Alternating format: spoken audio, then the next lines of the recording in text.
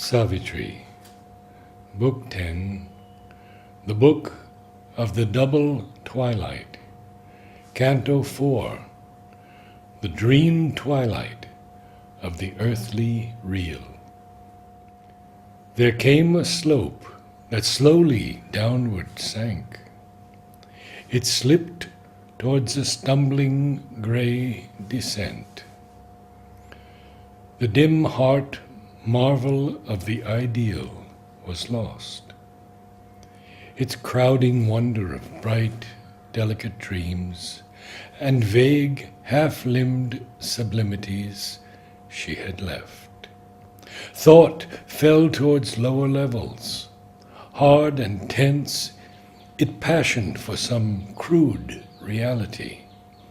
The twilight floated still, but changed its hues, and heavily swathed a less delightful dream.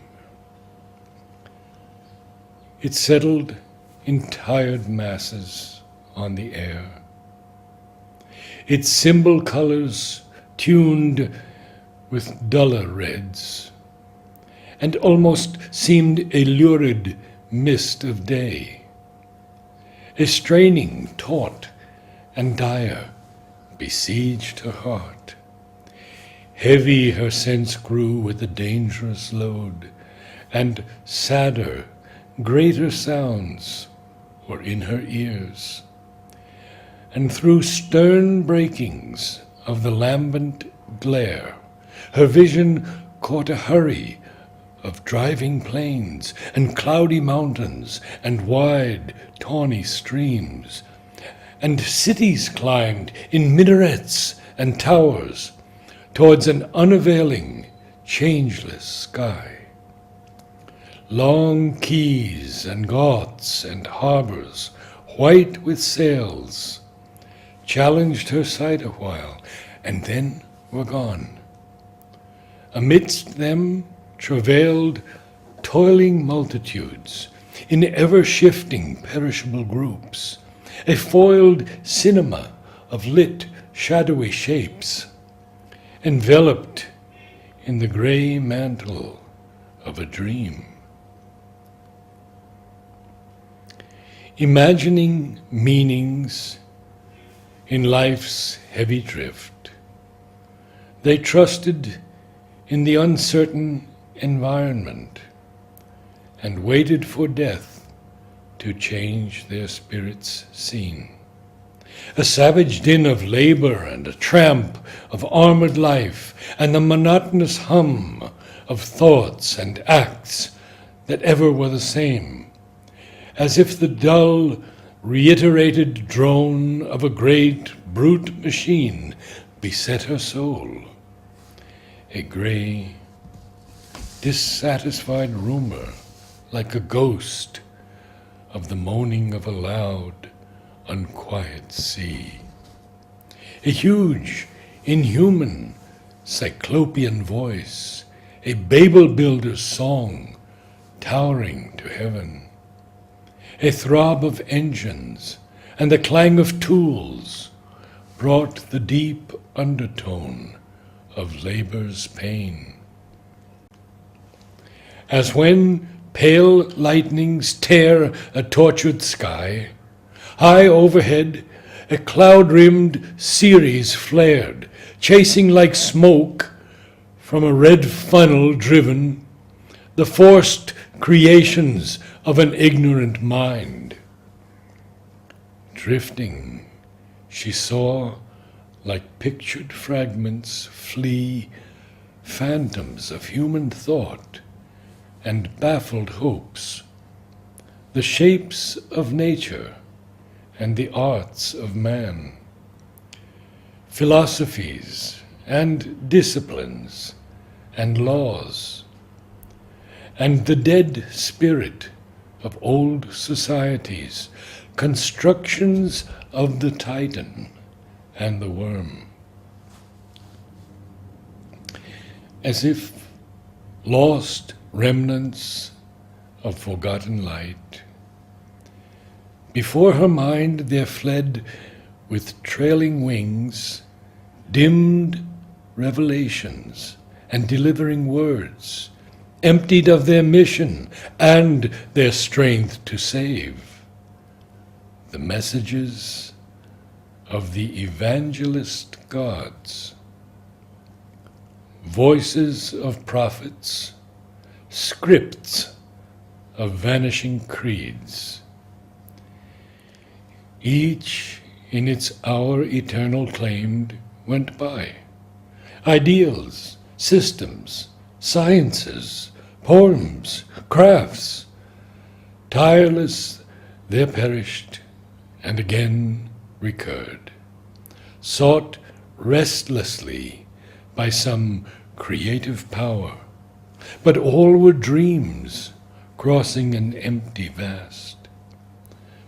Ascetic voices called of lonely seers, on mountain summits or by river banks, or from the desolate heart of forest glades, seeking heaven's rest, or the spirit's worldless peace, or in bodies motionless like statues, fixed, entranced cessations of their sleepless thought, sat sleeping souls.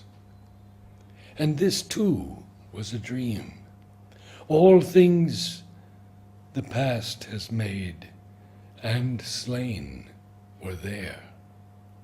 Its lost, forgotten forms that once had lived, and all the present loves as new revealed, and all the hopes the future brings had failed, already caught and spent in efforts vain, repeated fruitlessly age after age.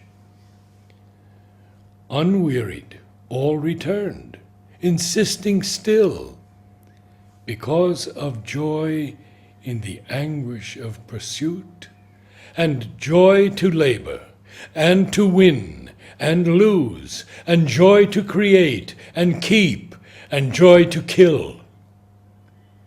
The rolling cycles passed, and came again, brought the same toils, and the same barren end, forms ever new and ever old, the long, appalling revolutions of the world.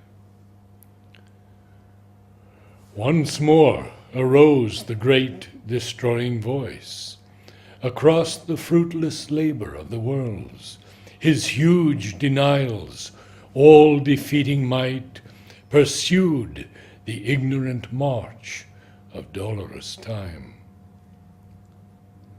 Behold the figures of this symbol realm, its solid outlines of creative dream, inspiring the great concrete tasks of earth.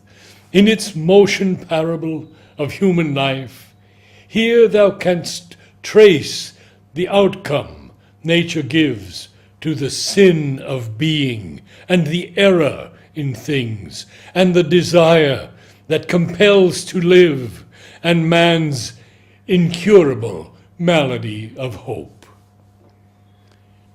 In an immutable order's hierarchy, where nature changes not, man cannot change. Ever he obeys her fixed mutation's law. In a new version of her oft-told tale, in ever-wheeling cycles, turns the race. His mind is pent in circling boundaries, for mind is man. Beyond thought he cannot soar. If he could leave his limits, he would be safe. He sees, but cannot mount to his greater heavens. Even winged, he sinks back to his native soil.